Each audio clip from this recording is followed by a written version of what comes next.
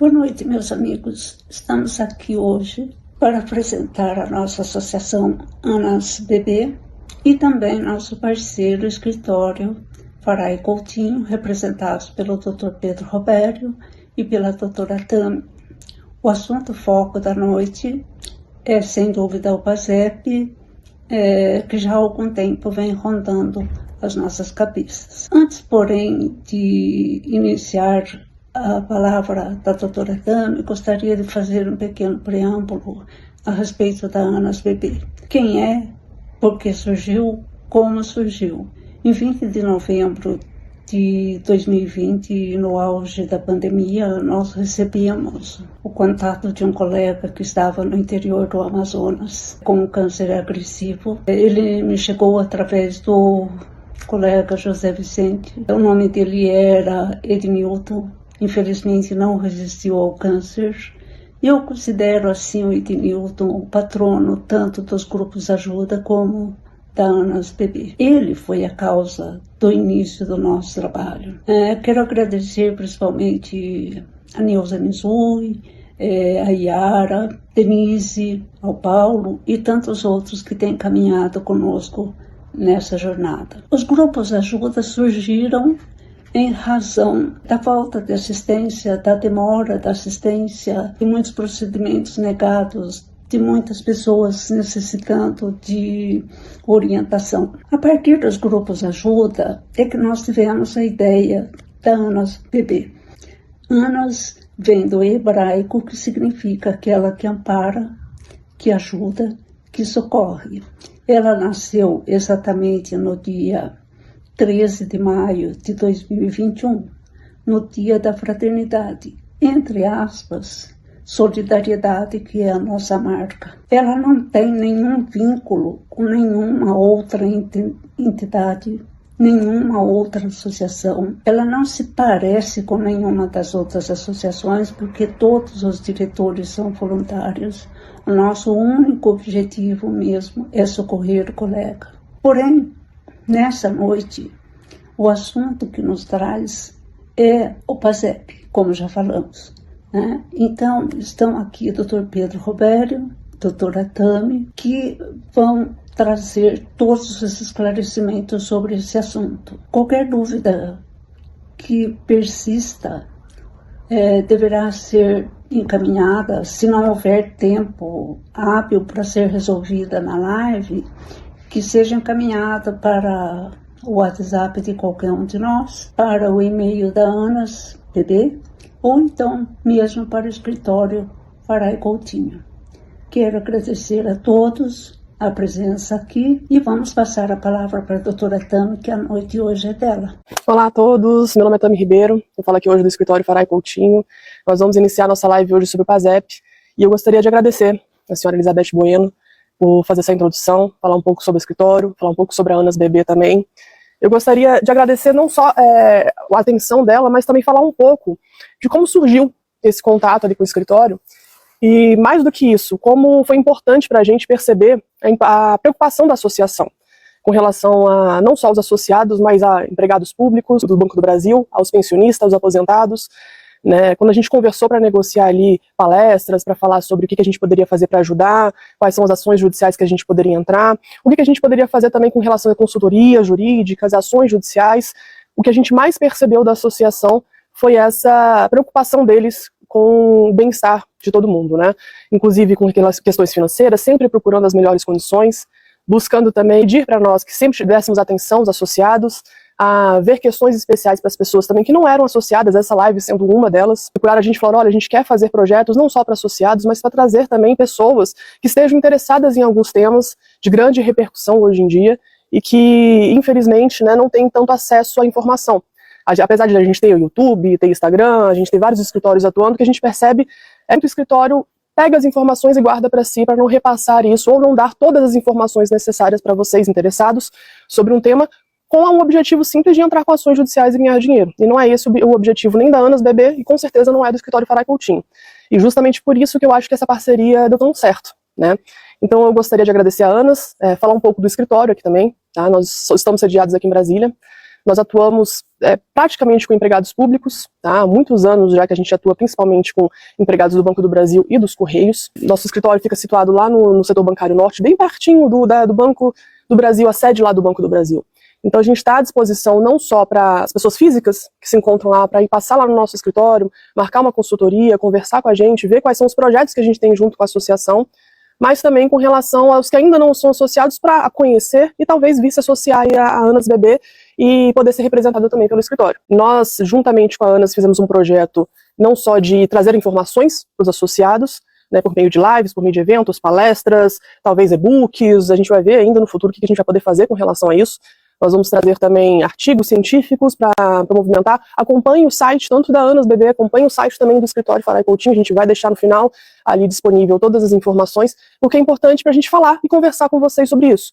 Nossas redes sociais também são muito importantes, nós temos a caixinha de mensagens, se tiverem dúvidas, se tiverem perguntas sobre, pode mandar para a associação também, nós vamos deixar disponível no final da live ali também o Instagram da associação, né, os telefones de contato também, para a gente trazer esse canal de conversa mesmo, com interessados e associados com relação não só a esse tema de hoje, que é o PASEP, mas com relação a outros temas que virão no futuro, eu tenho certeza disso. Eu vou pedir licença para vocês, eu não sei se vai ficar muito visível, tá? Porque como a gente está no Instagram e é vertical, eu fiz da melhor forma aqui, para que vocês possam conseguir acompanhar comigo a apresentação. Vou passar aqui para vocês alguns slides, eu acho que fica mais fácil da gente ter essa conversa, ter uma organização. Vou logo avisando também que no final a gente vai responder perguntas, então no finalzinho eu abro para vocês enviarem suas perguntas, que aí fica mais fácil da gente controlar para não deixar nenhuma pergunta para trás. Então vamos lá, vamos ao assunto que a gente não tem tempo para perder, né? O importante aqui é a matéria, então vamos lá. Vou colocar aqui a tela dupla. Eu fiz essa introdução aqui com relação ao escritório, né? Como eu falei, a gente já atua há mais de 10 anos com empregados públicos. A gente atua em outras áreas do direito também, nós temos um quadro de advogados que tem especializações diferentes em cada área, justamente para atender maior a demanda dos empregados, então não é só trabalhista, ou não é só previdenciário, não é só administrativo, a gente atua também em sucessões, atua em civil, então se tiver alguma dúvida específica também, se quiser mandar mensagem pra gente depois, a gente encaminha com o advogado responsável, tá? E a nossa sede é aqui no setor bancário norte de Brasília, mas nós atuamos nacionalmente, então se dependendo da situação, dependendo da demanda, a gente entra com ações em outros estados também, então a gente está disponível para atuar pelos associados em vários estados, tá? E a gente tem essa parceria com a ANAS justamente por esse interesse mútuo de trazer mais transparência para as relações e trazer mais transparência para essa área jurídica que tem pouca transparência. A gente percebe isso nos últimos anos de atuação. Então vamos lá com relação ao PASEP específico, tá? O que é o programa? Ele foi criado ali pela Lei Complementar número 8, em 1970. Ele foi criado 1 mês ou 2 meses depois do PIS. Tá? E o objetivo principal é dar participação para aqueles integrantes dessas contas com relação aos benefícios, aos lucros dados pela administração pública, indireta, direta, vários membros da administração pública, inclusive, e ali fala, inclusive as integrantes da administração pública de prefeituras, de municípios, né? Prefeituras, a lei especificamente não fala, os municípios ela fala, mas a gente entende também que estaria, justamente por estar dentro do município, estaria incluso as prefeituras também. Então, o PASEP ele foi criado com o intuito de dar participação na receita para as pessoas físicas com relação aos lucros e os ganhos, e eram depositados esses valores anualmente ali nessa conta, que era, no caso do PASEP, administrada pelo Banco do Brasil. Então tá lá, normativo, que a administradora do PASEP era o Banco do Brasil, ao contrário do PIS, que era a Caixa Econômica Federal. Acontece o seguinte, nos anos seguintes, teve uma unificação do PIS e PASEP. Então os dois se tornaram um só, apesar de continuarem sendo administrados por entidades diferentes. E mais especificamente ali, pela medida provisória, número 946, aí é bem depois de 2020, o PASEP nem o PIS são mais administrados pelo Banco do Brasil, pela Caixa Econômica, inclusive teve uma determinação para que esses saldos fossem depositados diretamente para o FGTS. Quando que durou o PASEP? Ele durou de 1970, até 1988, com a vinda da Constituição Federal. Foi ali que foi decidido que esse fundo não seria mais para dar participação para aqueles empregados públicos, ou servidores públicos, ou integrantes da administração pública. Foi decidido ali que esse saldo seria para custear o seguro-desemprego, para custear o abono salarial. Então a destinação a partir de 1988 começou a ser outra. Mas o que aconteceu com esse valor individual das pessoas físicas que estavam depositadas lá? Aquilo ali não podia ser revertido a uma coletividade, aquilo ali tinha que ser resguardado para um interesse individual. Então ficou determinado nessa mudança, né, de natureza, de que iam ser resguardados os direitos individuais dos depósitos feitos até ali. Então quem trabalhou, né, foi servidor público, foi funcionário público, foi empregado público nos anos de 1970 até 1988, esse saldo desse tempo, tá, os reajustes e tudo, ele deveria ter sido mantido, tá, sob a administração do Banco do Brasil, tá? Até o saque, e uma das hipóteses do saque, que é a mais comum, é a aposentadoria. Tinha outras hipóteses ali, mas a mais comum é a aposentadoria. E eles continuaram sendo reajustados durante esse tempo todo. Então, desde a Constituição de 88, que não existe mais a finalidade individual para o PASEP. A finalidade dele se tornou o abono salarial, principalmente, e o seguro-desemprego. E aí, o que acontece? Esse patrimônio, durante esses anos, eles foram preservados pelas contas individuais, e aí não teve mais novas participações de forma individual dessas contas. Então, primeira pergunta que a gente já pode deixar de lado, eu não trabalhava em 1988, eu não era empregada pública, eu não era funcionária pública, eu tenho direito a alguma coisa? Não tem, porque não foi depositado quantias ali. E aí o único período que foi depositado, que deveria ser revertido para o empregado depois da aposentadoria, de 1970 a 1988. Então quem entrou, começou a trabalhar depois, não tem saldo ali. O saldo que existe é a natureza diferente. A natureza é para o seguro-desemprego e abono salarial. Tá? Então, se tiver alguma dúvida com relação a isso, infelizmente não vai ser integrado por essa ação. E aí a gente discute justamente a natureza jurídica desses valores que foram depositados nessa época. Tá? Lá de acordo com as regras, que inclusive estão na cartilha distribuída pelo Banco do Brasil com relação a isso, fala que o fundo tinha natureza contábil e de natureza financeira. Por que isso é importante? Para a gente entender os índices que deveriam ter sido aplicados, né, a este fundo. São índices tributários, são índices financeiros apenas? Quais são esses índices? E isso é uma discussão à parte. Então a cartilha, o que foi determinado na lei, dá a natureza contábil e a natureza financeira desses valores depositados. Essa gestão, né, desse fundo, era de responsabilidade de um conselho que queria chamar diretor, né, conselho diretor. Ele era de pessoas integrantes do governo, tá? Mais especificamente, ele era vinculado à Secretaria de Tesouro Nacional do Ministério da Fazenda, mas os integrantes desse conselho eram os mais variados. Qual era o objetivo principal, qual era a responsabilidade desse conselho? A responsabilidade desse conselho está lá na cartilha também, que fala que é o quê? Calcular a atualização monetária do saldo credor nas contas individuais. Então, era de responsabilidade, isso é muito importante, a gente vai ver lá na frente para entender qual é a responsabilidade da União em certas situações e qual é a responsabilidade do Banco do Brasil em outras situações. Vamos lá, responsabilidade do Conselho, que é a responsabilidade da União, que é calcular a atualização monetária do saldo devedor das contas individuais, calcular a incidência de juros sobre o saldo credor atualizado das mesmas contas individuais, constituir as provisões e reservas indispensáveis, levantar o montante das despesas da administração, apurar e atribuir aos participantes o resultado líquido adicional das operações, se houver. Então, realmente, o Conselho era responsável por dar as diretrizes de administração ao banco. Então, ele que determinava os índices de correção, ele que determinava os valores de apuração, os juros, toda essa questão de discussão de administração desse fundo era responsabilidade do Conselho e responsabilidade da União. Tá? Vamos passar agora para as responsabilidades do Banco do Brasil especificamente, isso aqui é muito importante. O Banco do Brasil ele é responsável por manter as contas individuais, tá?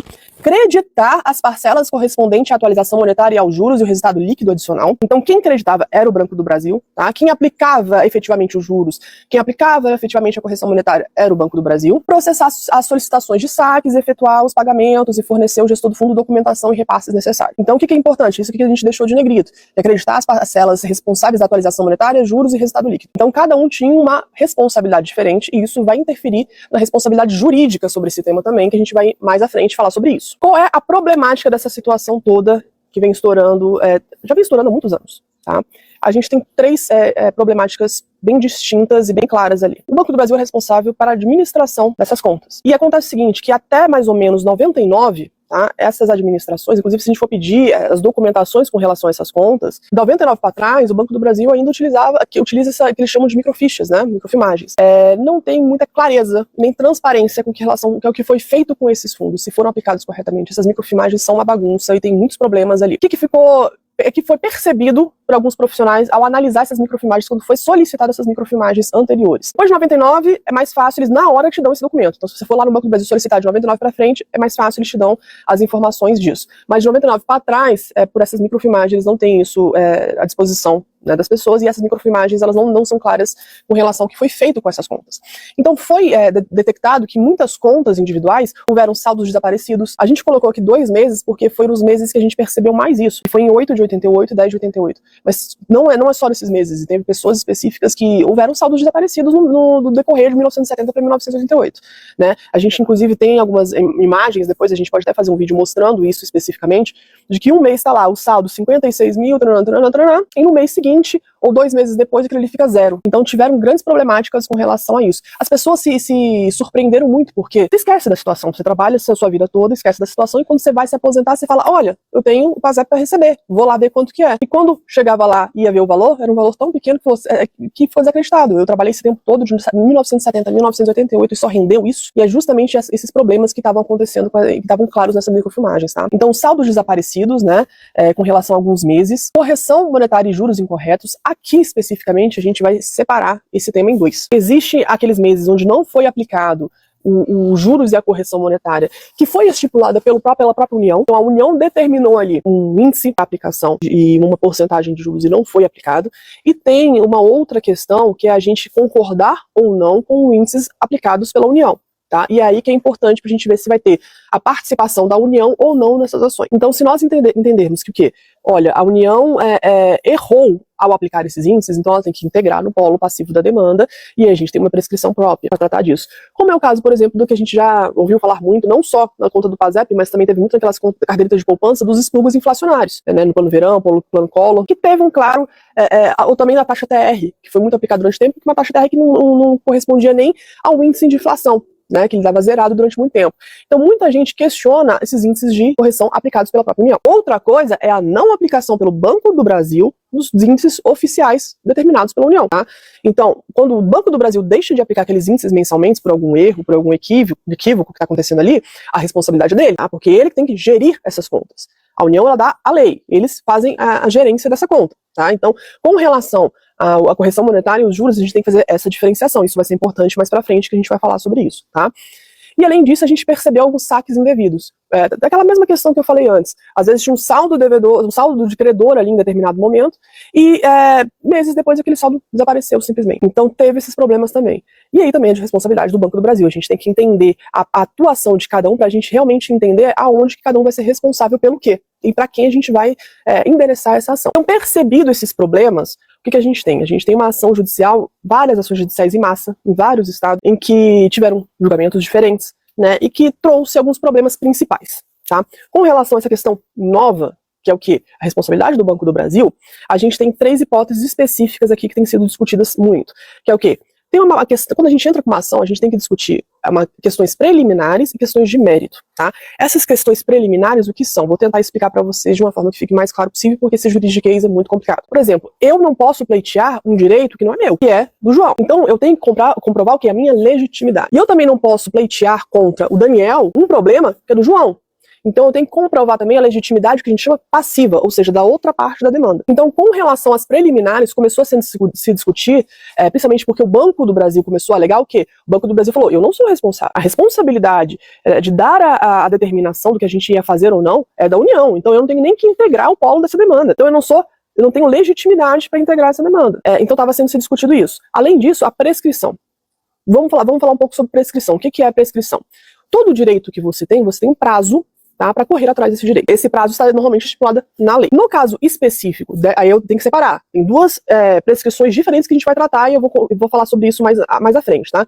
Tem a prescrição da responsabilidade da União, que é pelaquela questão que a gente falou, não deveriam ter sido aplicados esses índices, e tem a responsabilidade do Banco do Brasil pela má gerência daquela conta. Tá? O que a gente, se for questionado aqui, começou a se questionar sobre isso. Ora, a responsabilidade do Banco do Brasil, ela tem que começar a partir do momento que a gente tem conhecimento do que aconteceu nas contas. Porque justamente essas microfilmagens, elas não são de livre acesso, você não pode consultar a qualquer momento, elas têm que ser requeridas. Tá? E ninguém tinha conhecimento do que estava se fazendo na conta. Quando você vai lá sacar o valor que está estipulado lá, você simplesmente vai lá e saca o valor, você não vê o que foi feito com o seu dinheiro durante esse tempo. Então, o Banco do Brasil afirmava o quê? Não, olha, já está prescrito isso daí. Por quê? Porque eles tinham que requerer isso aqui é a data do fato, né? Ou, na pior das hipóteses, da data da aposentadoria. Então, quando ele se aposentou, começou o prazo. Essa é outra discussão que a gente vai mais à frente entender qual foi a decisão do STJ sobre isso. E tem a questão de mérito em si. Qual é a questão de mérito? Se foi aplicado as correções monetárias corretas, e aí tanto as correções oficiais, quanto aquela questão dos expurgos ou de outro índice que deveria ter sido aplicado e não foi. tá? Então a gente separa essa problemática nesses 3 pontos. E sobre essas ações, sobre esses temas e sobre essas discussões, chegou, justamente pela quantidade imensa de processos sobre o tema, tá? Chegou-se esse tema ao STJ. E o STJ, o que acontece quando ele tem muitas ações judiciais sobre um tema específico, tá? Eles podem unificar essa jurisprudência para dar uma orientação total para todo mundo, tá? Para evitar o quê? Que tem massivos recursos para o mesmo tribunal, para o STJ, falando sobre aquele tema só para inchar o judiciário. Então ele julgou pelo tema 1150, a gente vai passar aqui agora, e o que ele decidiu expressamente sobre isso? Aqui eu coloquei qual era a defesa do Banco do Brasil, aquilo que eu falei. Eles falaram assim, ó, a gente não tem responsabilidade porque a gente simplesmente aplica os índices da União, tá? Então a gente não tem legitimidade passiva para integrar e além disso já foi prescrito, tá? E com relação a isso, o que o STJ decidiu que isso que é importante e isso que tem dado um burburinho desde o ano passado com relação a isso. Então o que o STJ decidiu? Ele fez o tema 1150, que é unificar esse entendimento, e ele falou o seguinte, ó, o Banco do Brasil ele tem legitimidade nesse tipo de ação, olha, presta atenção, no tipo de ação em que se discute eventual falha na prestação do serviço quanto à conta vinculada à PASEP. Então, ó, pode integrar o Banco do Brasil aqui na demanda? Pode, desde que seja nos casos onde ele tenha responsabilidade na gerência dessas contas. Então, ele coloca assim, ó, possui legitimidade na qual se discute eventual falha na prestação de serviços quanto à conta vinculada no PASEP, como saques indevidos, desfalques, além da ausência de aplicação dos índices estabelecidos no Conselho Diretor do referido programa. Então, ele falou, ó, nessas 3 hipóteses, quando ocorrer saques indevidos, desapareceu valores, que é os desfalques, além disso, não aplicou os índices de correção monetária e juros determinados pelo Conselho, o Banco do Brasil tem responsabilidade sim. Segundo ponto, qual é a prescrição de tempo e a partir de quando que se conta, tá? O STJ decidiu que a prescrição seria de 10 anos, tá? Então, 10 anos, e de que momento seriam esses 10 anos? No momento que você tem conhecimento do desfalque. E quando que você tem o conhecimento do desfalque? Aí tiveram vários questionamentos sobre isso. O que ficou determinado, ficou mais claro, é a partir do momento que você pede as microfilmagens, né, que você tem acesso realmente ao que está acontecendo. Você pediu com o intuito de ver o que está acontecendo. Então, a partir daquele momento, inicia-se o prazo prescricional de 10 anos. E isso é muito importante o quê? Porque tem muitas pessoas que estão fazendo, olha, eu vou ver se eu vou entrar com a ação judicial, eu não sei se eu vou entrar agora, por causa dos riscos de um processo. Se você não tem certeza se você vai entrar, porque os riscos são muito ou não são, porque não é, nem peça as microfilmagens. Porque senão vai iniciar o prazo prescricional. Apesar da gente entender que é um prazo grande, 10 anos é muita coisa, né? Então, durante 10 anos você pode decidir se você vai entrar ou não com a ação. Mas tem que ter cautela com relação a isso, e o que eu oriento não vou entrar de jeito nenhum, então nem peça, tá? Se pediu, começou o prazo prescricional, então aí você vai ter que ficar de olho para administrar esse prazo se você tem a intenção realmente de entrar com essa ação. O que eu queria deixar bem claro aqui, isso aqui, a prescrição que foi determinada pelo STJ, e aí o entendimento meu, pessoal, não tem a ver com a prescrição com relação às correções monetárias em razão da responsabilidade da União. A gente já tem muitos julgados que a discussão com relação à responsabilidade da União é anterior, tá, a essa discussão com relação à responsabilidade do Banco do Brasil. O que ficou estipulado nesses julgamentos anteriores? Tá? Que a prescrição, inclusive o STJ decidiu isso, seria quinquenal, de 5 anos. E a partir de quando? Da data do depósito. Então, assim, estavam se discutindo lá o quê? Se seria de 5 anos ou se seria de 30 anos. Por que o 30 anos? Porque é o prazo que tinha na lei com relação ao FGTS. Se discutia muito a natureza jurídica do PASEP, se ele era uma questão tributária, que são os 5 anos, ou se ele tinha uma natureza equiparada ao FGTS. Tá? E a prescrição do FGTS é de 30 anos. Então, por isso que estava sendo se discutindo muito a respeito disso, e é a partir do momento que seria esse prazo da aposentadoria ou do fato em si, dos expurgos inflacionários, o expurgo lá do plano real, do expurgo do plano Collor. A maioria das decisões que a gente tem do STJ, que normalmente é o parâmetro que a gente tem para esse tipo de assunto, nos últimos anos, seria 5 anos, e que, além disso, seria da data do fato. Tá? Então, assim, por isso que a gente tem que ter muita cautela com isso. Tem alguns advogados que estão aproveitando o que foi decidido com relação à responsabilidade do Banco do Brasil para rediscutir nessa mesma ação o quê? Com relação às correções, os índices de correções aplicados. Tá? E assim, apesar de entender que isso aí é entendimento pessoal do profissional, cada profissional tem um entendimento diferente, eu particularmente entendo que no caso, não teria como mais se discutir com relação aos expurgos inflacionários. Até a taxa TR, né, que foi aplicada durante muito tempo atrás. Justamente porque isso é uma questão distinta, a responsabilidade é distinta, o ente é distinto. Então, assim, apesar de entender e a gente fica alvoroçado com a situação e achar uma nova opção de se discutir isso, uma nova chance de ganhar em cima dessa questão, eu particularmente entendo que isso é questionável, tá? Em razão dessas decisões anteriores, tá? E acho que a gente tem que ir com cautela com relação a essa situação. Alguns contadores tentam tratar essas correções de outras formas. Inclusive, tem outras teses novas jurídicas sobre o tema, em que a correção monetária seria uma consequência com relação à responsabilidade do Banco do Brasil. A gente está desenvolvendo ainda essa tese para ver se vai ter viabilidade ou não. É uma tese muito recente, muito imatura ainda, e não é isso que está sendo não é isso que foi discutido nessa decisão do STJ, tá? Essa decisão do STJ focou principalmente na responsabilidade do Banco do Brasil na gerência dessas contas. Então a gente tem que ter bastante cautela com relação a isso. A gente tem que verificar o que o profissional entende sobre o tema, tá? Eu entendo isso. E então começou-se a entrar com muitas ações judiciais sobre isso, de acordo, principalmente no final do ano passado, que teve essa decisão do STJ.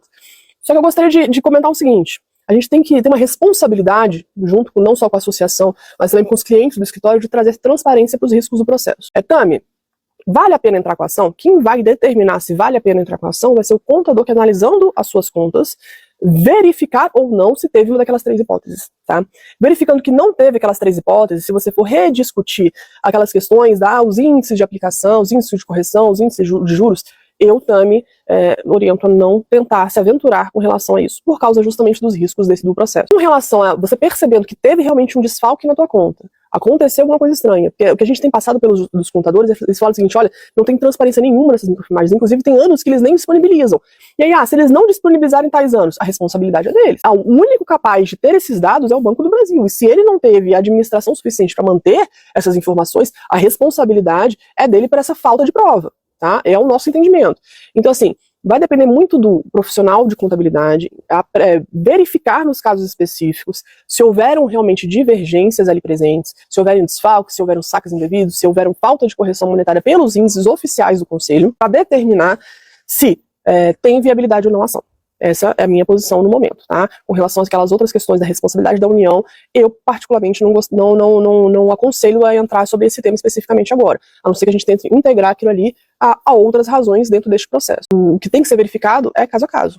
Não tem como a gente dar uma tese jurídica geral: eu tenho direito, eu não tenho direito, todo mundo tem direito. Não necessariamente. Pode ser que na sua conta não tenha desfalque nenhum, pode ser que na sua conta não tenha saque nenhum, tá? Pode ser que na sua conta não aconteceu nada de errado. Ou o Banco do Brasil tenha essas informações e disponibilize e veja que não tem nada de errado, tá? O que a gente pode afirmar é o quê? Que muitas contas têm muitos problemas. E aí o contador, ele tem que fazer um trabalho muito bem feito. O trabalho do contador tem que ser bem específico para analisar essas contas, para mostrar para o juiz, porque assim, essas microfilmagens elas são muito confusas. Então ele tem que mostrar de um jeito, no parecer técnico dele, de que fique claro para o judiciário, para o juiz, para que vai julgar realmente o mérito de que aconteceu algum erro ali. Então, o que decidiu-se a respeito do STJ? Ele decidiu as questões preliminares. Ele falou sobre o mérito, se teve desfalque ou não? Não, porque isso não é de competência do STJ. Aí eu vou também, de novo, vou voltar a uma questão mais jurídica, tá? Mas a gente tem o que a gente chama de matérias de mérito e tem a matérias de fato, tá? As matérias de fato, de provas, é verificar, diante das provas, o que aconteceu naquele caso específico. Tá? Então, a ausência ou não de desfalques, a ausência ou não de saques indevidos, isso normalmente é uma matéria de fato. E quem faz essa análise é os juízes de primeira e segunda instância. Por isso a importância desse tipo de processo de ser bem instrumentalizado lá no começo. Não fazer aquela coisa geral, tá? Não fazer aquela coisa bagunçada. Vou fazer modelo para todo mundo, vou pegar cálculo da internet. Esse é um tipo de ação que eu não aconselho a fazer cálculo de internet. É um tipo de ação que o que vai ser essencial é o parecer técnico, tá? De demonstrar o que está acontecendo. Porque um juiz é leigo. O juiz ele não é financeiro, ele não sabe do que está acontecendo. Ele tem que se mostrar convencido por um profissional.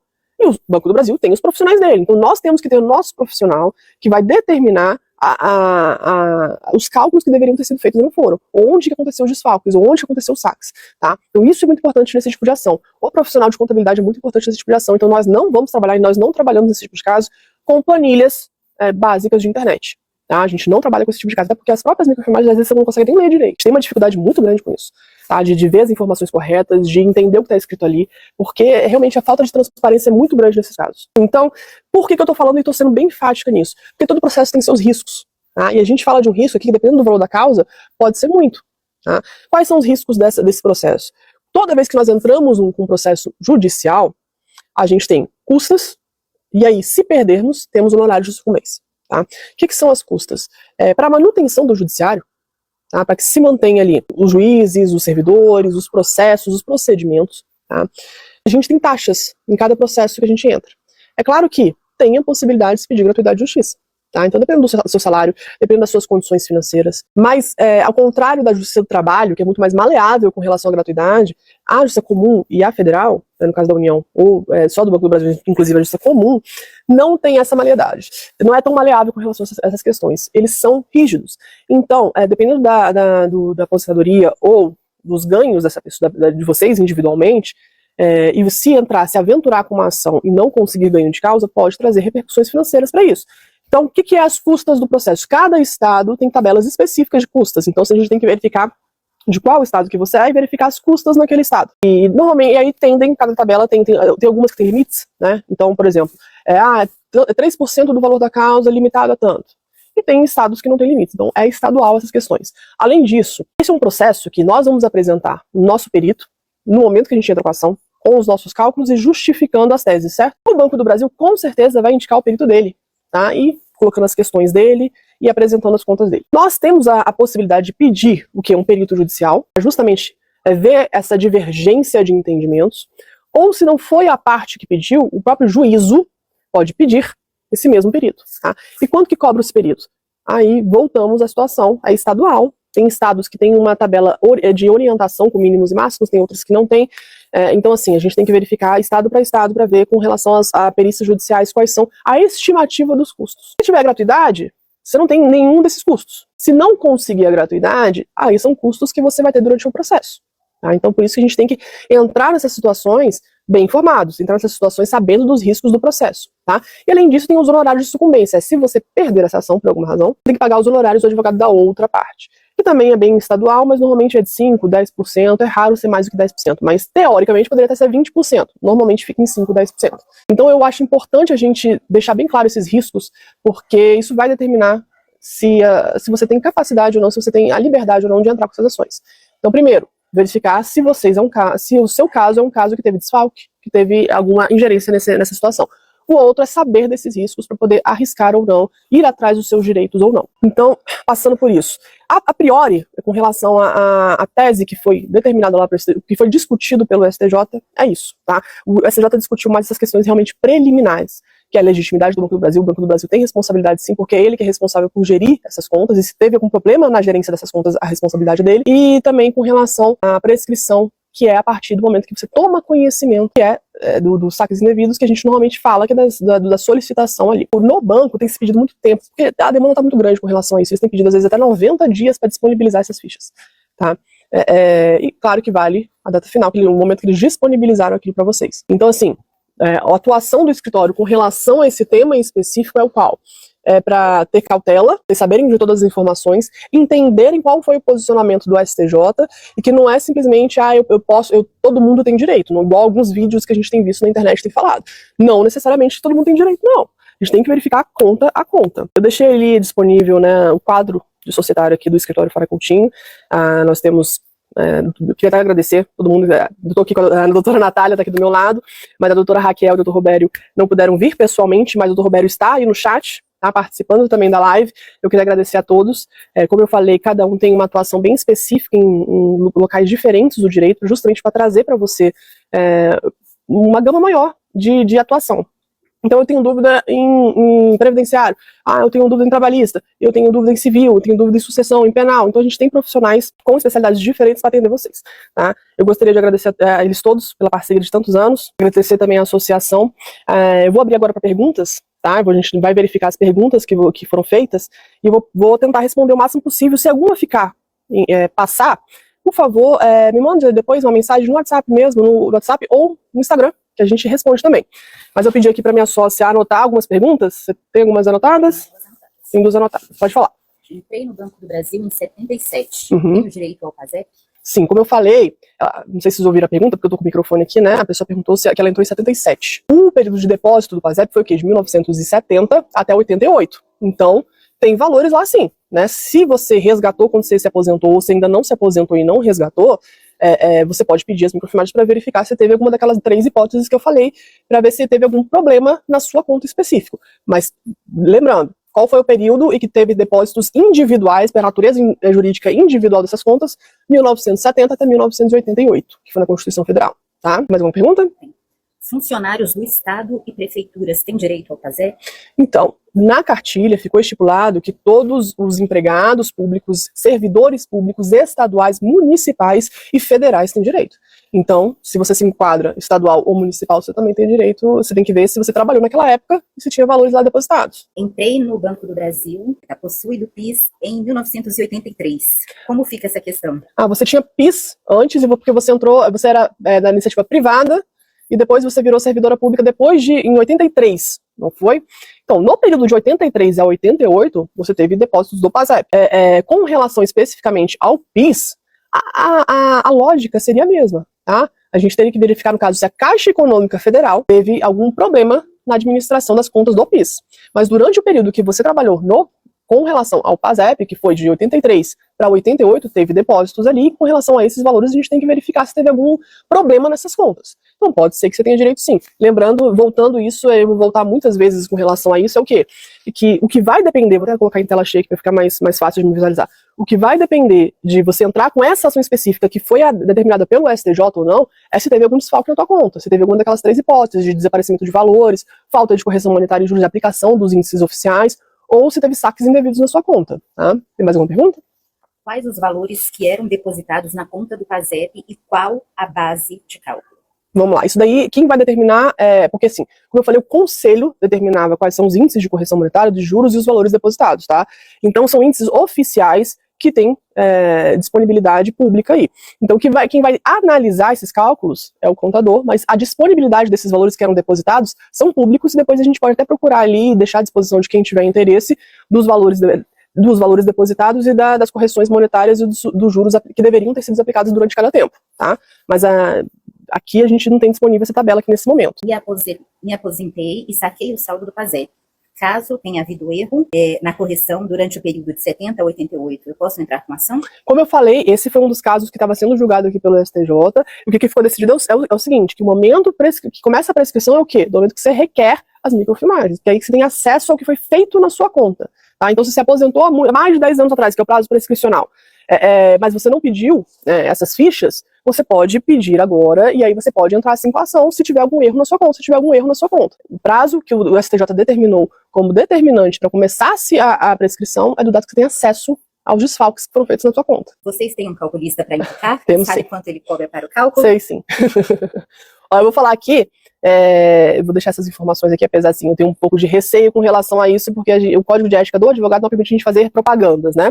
Então eu não vou falar de valores que a gente, aqui eu não vou falar agora de valores que a gente cobra para entrar com a ação, mas eu vou falar do calculista porque eu não tenho impedimento com relação a isso. O que nós combinamos com o calculista que nós vamos indicar é o seguinte, para análise de saber se você teve um problema ou não na sua conta, não vai ter valor. Tá? Então ele vai fazer uma análise preliminar para ver se você tem algum desfalque na tua conta ou não. Se ele verificando que tem um desfalque na tua conta, aí ele vai cobrar o valor de R$300 e 1% ao final. Como é que vai acontecer esse por cento? Por exemplo, se nós nós cobramos 20% ao final para poder de ganho de causa, ele vai cobrar 1% no êxito. Então só se você ganhar, ele vai ganhar esse 1%. Tá? Então o que a gente conseguiu com ele são R$300 iniciais e 1% se houver êxito, mas se ele verificar realmente que você tem um problema. Porque se ele verificar que você não teve um problema na sua conta individual, ele não vai cobrar nada desse valor inicial. Mas Fui inscrito no PASEP em 1972 e resgatei por aposentadoria em 2004. Qual o período que eu preciso solicitar os extratos? Então, as microfilmagens elas vão de 99 para trás, e depois disso tem os documentos que o Banco do Brasil determina. Esse tem que ser do período inteiro até o momento do saque, até 2004, que foi o momento que você se aposentou. Por quê? E sacou. Por quê? Porque a gente vai discutir não só se houveram desfalques naquele momento, só de 1970 até 1988. A gente tem que verificar se as correções monetárias durante o tempo foram aplicadas corretamente. Tá? Nos anos seguintes foram aplicados corretamente, está tudo ok com a sua conta. Então por isso que as microfilmagens, tudo não é só desse período não, é o período todo até o momento do saque. Como saber se houve desfalque nas contas de falecido? De falecido, e aí é uma pergunta interessante. Quando a gente entra com um inventário, a gente é nomeado um inventariante, tá? Esse inventariante tem poderes para representar o espólio e os interesses do espólio. Tá? A gente tem que verificar o seguinte, nesse caso, que tem um questionamento na justiça, que existem direitos que eles entendem como indisponíveis pessoais, tá? E existem direitos que eles podem ser perseguidos pelos herdeiros. Tá? Então o primeiro ponto é a gente verificar o quê? Esse direito ele é indisponível, ele é pessoal, só a pessoa poderia correr atrás? Tá? Eu entendo que não. Tá? E eu já vi algumas jurisprudências falando que não também, que é que o espólio ele pode entrar como substituto para ir para os interesses daquele falecido. Então, se você fez um inventário e se você foi inventariante, você tem que buscar a certidão de inventariante para buscar no Banco do Brasil com relação tanto às microfichas quanto se tem valores lá. Não sei se vocês pegaram esses valores no momento do falecimento. Então, é importante isso, verificar quem é o inventariante, tá? Verificando quem é o inventariante, solicitar no banco junto com esse documento tanto as microfichas e os extratos e também com relação ao saldo, né? Para ver se tem valor lá. Não sei se ele já tinha sacado ou se o espólio já sacou. Muita gente pedindo o contato do escritório. Sim, eu vou passar aqui. Tá dando para ler? Porque aqui no finalzinho eu vou deixar as informações. Ó, vamos lá. Esse é nosso slogan, tá? Decisão consciente, risco calculado. Justamente aquilo que a gente estava falando. Nós damos todas as informações para que você possa tomar a sua decisão de forma consciente. Vou colocar aqui na tela. De forma consciente. Então, decisão consciente e risco calculado, tá? O e-mail do escritório, não sei se está dando para ler, mas está ali, farahecoutinho, farahecoutinho.com.br, esse é o e-mail do escritório. O endereço, como eu disse também, a gente está em reforma, mas está terminando, tá? Acho que essa semana que vem vai terminar. Então, fica lá no Setor Bancário Norte, quadra 2, bloco J, sala 1101, tá? O telefone para contato é aquele mesmo telefone que eu entrei em contato com vocês, então é o 61 DDD, tá? 99164-1222, tá? Ou tem pelas redes sociais, se quiserem mandar mensagem lá pelas redes sociais, que é do escritório onde vocês estão acompanhando essa live, eu peço para que siga a gente nas redes sociais, porque a gente vai fazer outras lives. Então, para vocês acompanharem tudo, as postagens, mandarem mensagens pra gente, siga nas redes sociais. E eu vou colocar aqui também da Anas Bebê, que é Anas Bebê Solidária, o Instagram da Anas Bebê, tá? Então, o telefone de contato é esse, ou e-mail, olha, não botei o e-mail aqui, mas o e-mail é farahecoutinho@gmail.com. Tá? Mesmo o Farahecoutinho do site, é o Farahecoutinho do e-mail, farahecoutinho@gmail.com. Mas a gente vai disponibilizar um e-mail específico para atendimento da associação. Aí, se você decidir se associar, tá? A gente vai disponibilizar para você, no momento da associação, um e-mail específico para você entrar em contato com a gente, que a gente vai trazer mais celeridade no atendimento desse e-mail, porque o nosso e-mail geral tem muita procura, então às vezes demora um pouquinho para a gente responder, mas pode nos mandar WhatsApp, que a gente fica muito mais rápido a resposta. Então, quando você se associar, a gente disponibiliza um e-mail pessoal para o associado, colocar as demandas dele ali, que aí tem uma pessoa responsável apenas por esse e-mail e fica uma resposta muito mais rápida. Eu queria falar também, é bom que já está terminando ali, não sei se tem mais perguntas, mas eu vou voltar ali ainda. Eu queria falar para vocês que quem é associado da Anas Bebê tem com a gente também, por parceria, consultorias jurídicas gratuitas, tá? Não só sobre esse tema, tá? Sobre outros temas pessoais, do trabalho, previdenciários. Então, se você tiver interesse de se associar na Associação Anas Bebê, procure lá, pegue sua ficha, se filie, porque nós vamos disponibilizar, tanto presencialmente quanto virtualmente, consultorias jurídicas gratuitas, além de outras ações individuais, ações coletivas, pela associação. Então, seria muito interessante para vocês procurarem a Anas Bebê para verificar os benefícios jurídicos que o escritório está disponibilizando lá. Vamos voltar às perguntas, então. Já tem os microfilmes, posso enviar para análise? Pode enviar. A gente não pode ser no e-mail que eu te falei, farahecoutinho@gmail.com, tá?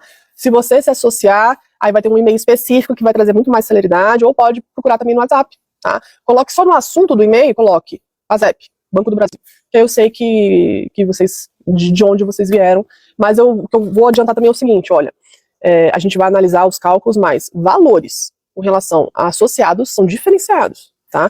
Então, verificando que você tem direito e verificando que você tem a possibilidade jurídica de procurar isso judicialmente, eu aconselho a filiação à Associação Anas Bebê, que os valores são diferenciados por lá. De 1977 até 1988, o valor não é muito irrisório a ponto de não compensar a ação? Aí vai depender do calculista para determinar se ele é irrisório ou não, mas a gente lembra o seguinte também, os riscos do processo, eles são proporcionais ao valor que você tem para receber.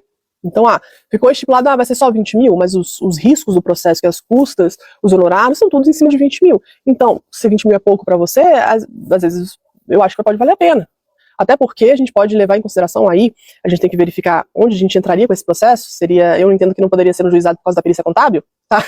Mas se for o caso, a gente pode analisar para diminuir ainda mais os riscos disso, tá?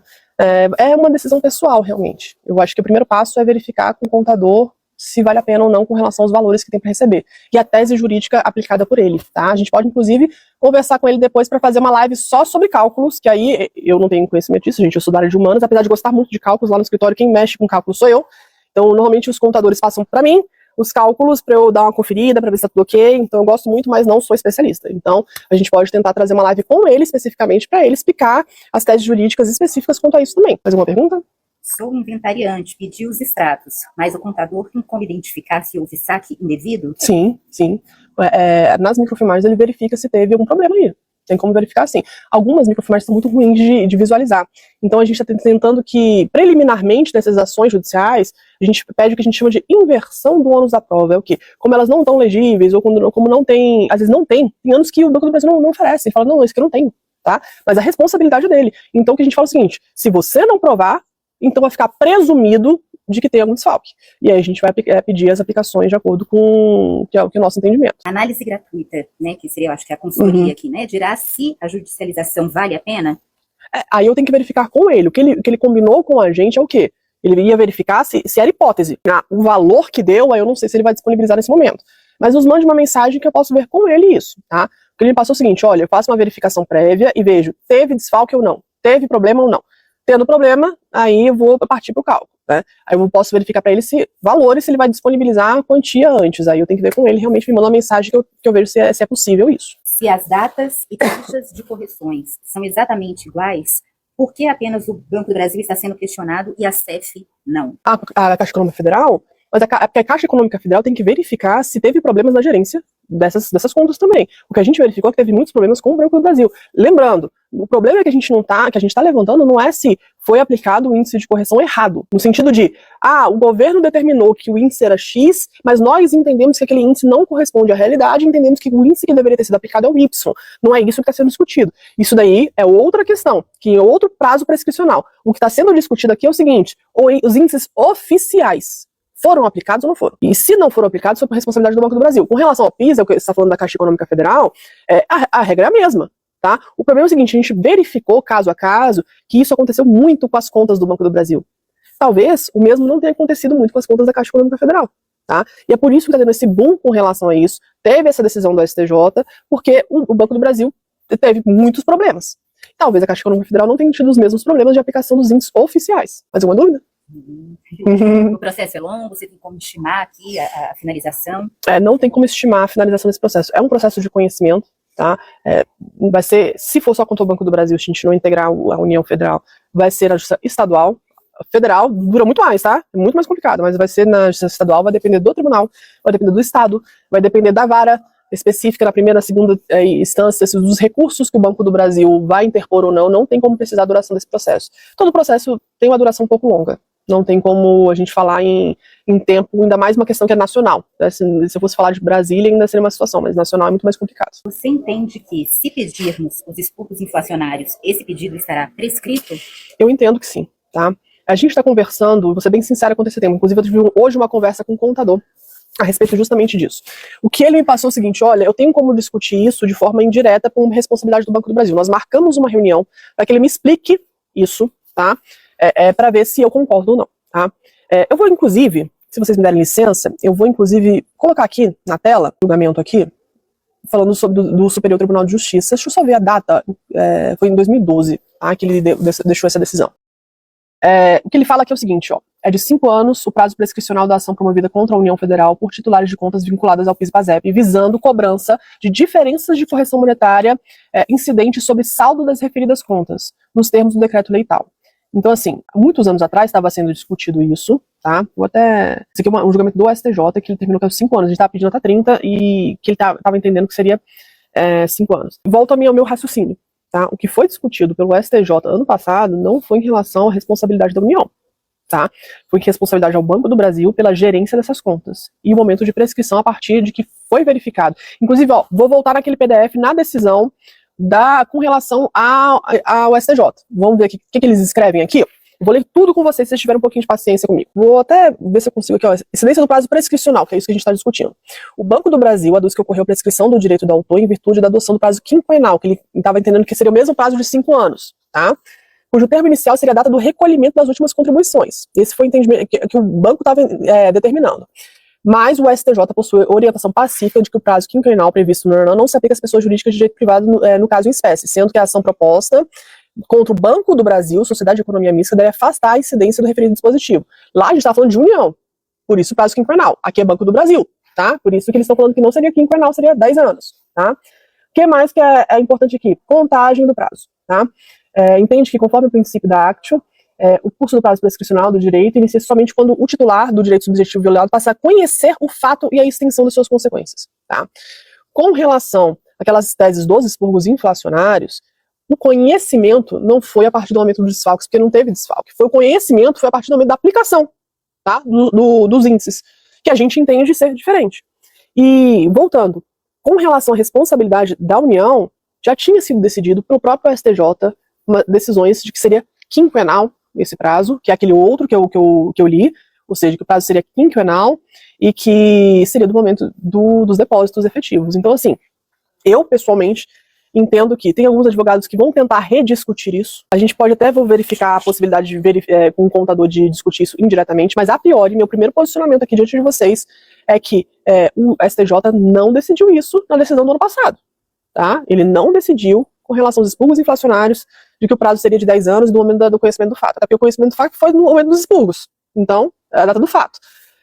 Meu entendimento é que, com relação a essa hipótese específica, que a gente teria que integrar a União, porque quem a responsabilidade de determinar o índice era da União. Se ela determinou um índice errado, uma correção monetária errada, um juros errado, aí a responsabilidade é dela. Então, assim, que não foi discutido isso no decisão do ano passado da STJ, e se fosse discutir isso, a gente volta àquelas decisões anteriores, que estariam, ao meu ver, prescritas. Mas se eu tiver alguma mudança nesse entendimento, e se eu tiver realmente fundamento para isso, eu volto a conversar com vocês sobre isso. Revendo minha concessão de aposentadoria, percebi que lá só cita salário. Isso quer dizer que eles não consideraram os valores do PASEP? Você está falando por cálculo de aposentadoria? Se eles consideram ou não os valores depositados para aposentadoria? Olha, eu vou ser bem sincera com relação a isso. Eu não tenho conhecimento de que integra o banco de dados para aposentadoria. Cálculo da aposentadoria, não. Uma coisa é o quê? O saque do PASEP no momento da aposentadoria, que é o quê? Eu me aposentei e vou lá e vou sacar aquele dinheiro que está disponível naquela conta individual. Como é o caso do FGTS, tá?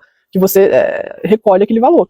Né? Mas de que interfira no cálculo da aposentadoria, vou ser bem sincera que eu não tenho conhecimento disso, não. Eu posso dar uma olhada e retornar, se for o caso. Olha que legal. Paulo Martins, BB3, ele colocou aqui: fui analista do sistema PASEP por 20 anos. Acredito que posso colaborar com informações. Olha, que bom. Caso deseje, estou à disposição. Por favor, eu vou pegar seu contato, sim, me dê, por favor, um oi no WhatsApp, que a gente vai conversar assim, a gente vai ver, talvez, novas possibilidades, quem dirá. E aí a gente vai trazer para todo mundo. Nosso interesse é dar publicidade para essas questões, tá? Muito obrigada. Me dá um oi lá no WhatsApp, que a gente vai voltar a conversar sim. Não tem mais perguntas? Certeza? Não tem segunda chance? Quer dizer, tem sim. Vocês podem mandar mensagem, tá? Não tem problema nenhum. Vocês podem mandar mensagem. Estou falando de saque sim, né, com relação àquela questão da concessão da aposentadoria, estou falando de saque sim. Mas está falando de saques indevidos ou que você sacou no momento da aposentadoria? Eu não entendi sua pergunta. Vamos voltar, Casimiro, vamos lá. Vamos voltar à sua pergunta. Vendo minha concessão de aposentadoria, percebi que lá só cita salários. Quer dizer, tá, você está falando o seguinte: quando você sacou, não está disponível lá de que você tinha valores de PASEP. Né? Normalmente o valor é direto no Banco do Brasil. Né, você vai lá solicitar. Você está falando que no momento que você teve sua aposentadoria, você não sacou o PASEP. Aí você tem que verificar no Banco do Brasil se tem algum saldo para você, porque provavelmente tem um saldo, né, se você trabalhou durante esse período. É isso que você quer dizer? O contato da associação, eu vou pedir, porque você tem um telefone aí, Natália, do pessoal da associação? Que eu disponibilizo aqui também. Eu vou colocar o contato da presidente, que é a Elizabeth, tá? Eu pedi licença aqui para deixar disponível, tá? Tô deixando disponível aí. Esse aqui é o contato da Elizabeth. E vou colocar do Paulo também, que a gente tem conversado muito com ele. Quem fez o saque em 88 por casamento, mesmo assim, tem direito a esse período? Sim, tá? E lembrando, no prazo prescricional que foi determinado pelo STJ, no momento que você pede as microfilmagens, mas teria sim. Não importa quando que você fez o saque, tá? O que importa é quando você teve consciência do desfalque, da responsabilidade do Banco do Brasil. E essa consciência vem só com as microfilmagens, que é a única hipótese de você ter acesso a esses problemas. Quero participar, pode mandar. Olha, ó, alguém mandou também o e-mail, tá, da Anas Bebê, fique à vontade, tem o e-mail da Anas Bebê, mande e-mail também. A gente deixou disponível o contato do Paulo, o contato da Elizabeth também da Anas Bebê, que é importante para ter descontos especiais, valores especiais, ser associado, tá? No governo Temer foi liberado todo o saldo existente para os cotistas em 2017 ou 2018. Tá. Respondendo a pergunta em cima. Pode ser o caso também, né? Pode ser o caso também que em 2017 ou 2018 foi disponível quem já era aposentado o saldo. Mais alguma pergunta? Eu acho que é isso, gente. Já são 9 horas, já tem um tempinho aí. Lembrando que, se precisar de alguma orientação, alguma pergunta, pode mandar uma mensagem tanto no WhatsApp, quanto nas redes sociais, quanto no e-mail também, pode mandar as imagens, as condições foram essas.